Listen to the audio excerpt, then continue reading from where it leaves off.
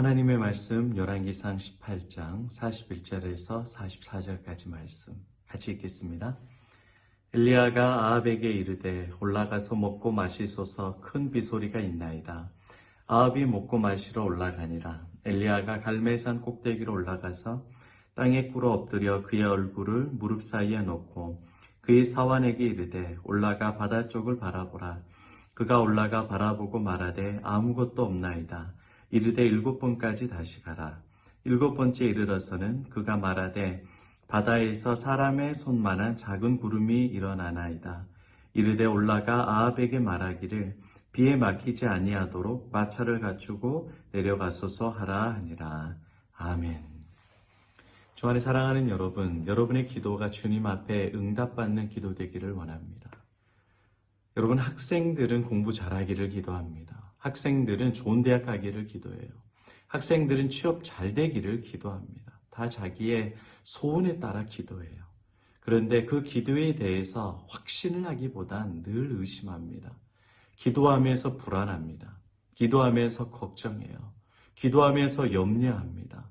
기도하면서 두려워해요. 왜 기도하면서 확신을 갖지 못하고 불안해하는가? 그 이유는 하나입니다.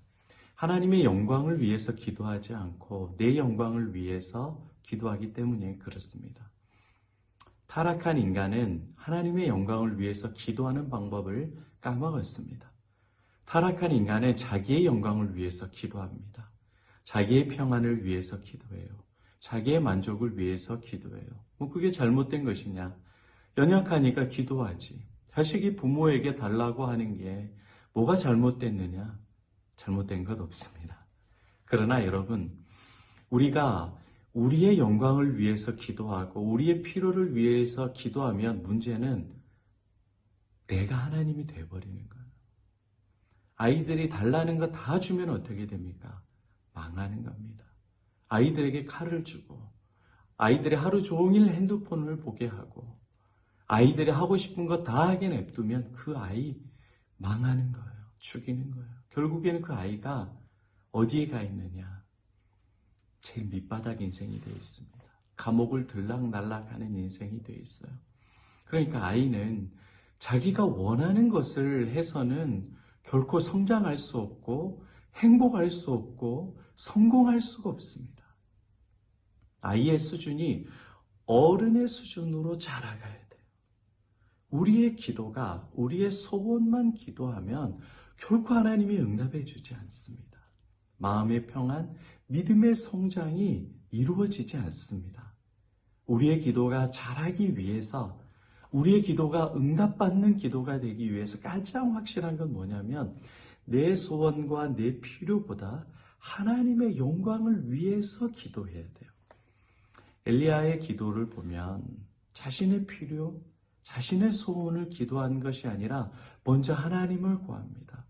하나님의 영광을 구하고 하나님의 뜻을 구합니다. 엘리야가 자기가 원하는 대로 기도하는 건 아니죠. 그러나 17장, 18장 계속 엘리야에 대한 본문을 보면 기도의 내용을 하나님이 주셔요. 이렇게 기도해라. 비가 오기를 위해서 기도하고 그리고 제단을 쌓고 이렇게 하라는 내용을 다 줘요. 그리고 앞으로 될 일에 대해서 이렇게 기도하라는 내용을 다 줘요. 여러분, 기도는 하나님의 영광을 위해서 기도해야 돼요. 하나님의 뜻을 기도해야 됩니다. 하나님의 영광을 위해서 기도해야 된다는 것은 무슨 말이냐? 하나님께서 원하시는 뜻대로 기도하라는 겁니다. 하나님께서 말씀해 주시는 것을 기도하라는 거예요. 근데 우리는 하나님의 뜻이 무엇인지 잘 모르잖아요. 하나님의 뜻은 무엇이냐? 어디에 기록되어 있느냐? 말씀에 기록되어 있습니다. 하나님의 뜻을 우리가 어떻게 할 수 있느냐?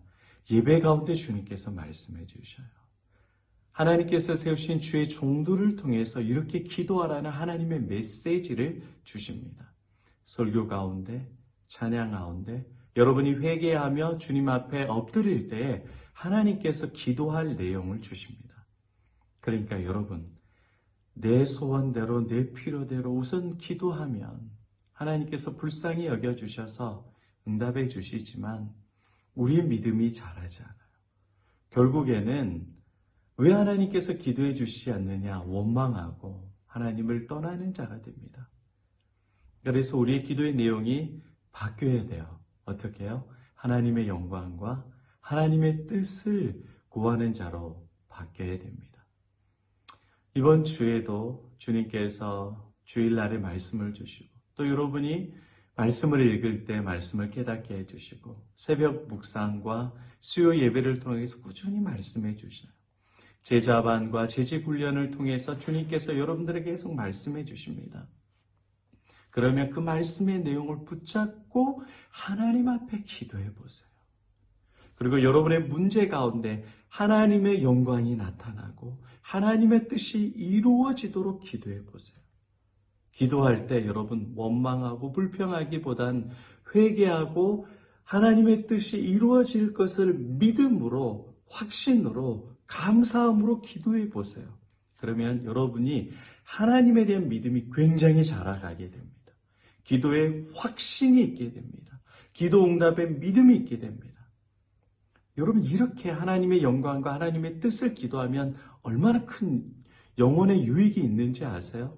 때로는 내 뜻대로 기도 안 돼요. 응답이 안 된 때가 있어요. 자식 문제, 좋은 대학 가게 해달라고, 문제 해결되게 해달라고 기도했는데 당장에 안 되는 것 같아요. 응답이 안 된 것 같아요. 그런데 하나님의 뜻과 하나님의 영광을 기다리면 어느새 하나님께서 그 문제를 바꾸고 상황을 바꾸고 내 믿음을 바꾸신 그 하나님의 역사를 보고 하나님께 감사하고 찬양하는 인생이 여러분 되게 됩니다. 지금 제가 드리는 말이 조금 어려울 수 있지만 굉장히 깊은 말이에요. 하나님의 뜻과 하나님의 영광을 위해서 기도하고 하나님께서 나에게 주신 말씀들을 의지하면서 기도해 보십시오. 여러분의 문제 가운데 막 비를 달라, 불을 달라 떼쓰고 싶죠. 그러나 주님의 뜻이 이루어지고 주님의 영광이 나타나게 해주십시오. 내가 그렇게 기도하지 못한 것을 용서해 주십시오. 하나님 이 문제, 이 고통, 이 고난 가운데 하나님의 비의 음성을 듣고 주님께 감사와 찬양을 드립니다. 오직 이 문제 가운데 남편의 문제를 통해서 하나님의 영광을 나타나고 보게 하여 주시옵소서. 그렇게 행하실 주님을 찬양합니다. 이렇게 의심하며 기도하지 말고 확신으로 기도해 보십시오. 주님의 영광이 여러분의 기도 가운데 나타나게 되고 여러분의 기도의 수준은 굉장히 깊어지고 연약한 이들을 붙잡아 주게 되는 놀라운 은혜를 경험하게 될 것입니다. 기도, 하나님의 영광을 위해서 기도해 보십시오. 놀라운 은혜를 경험하는 저 여러분 되시기를 축복합니다. 아멘.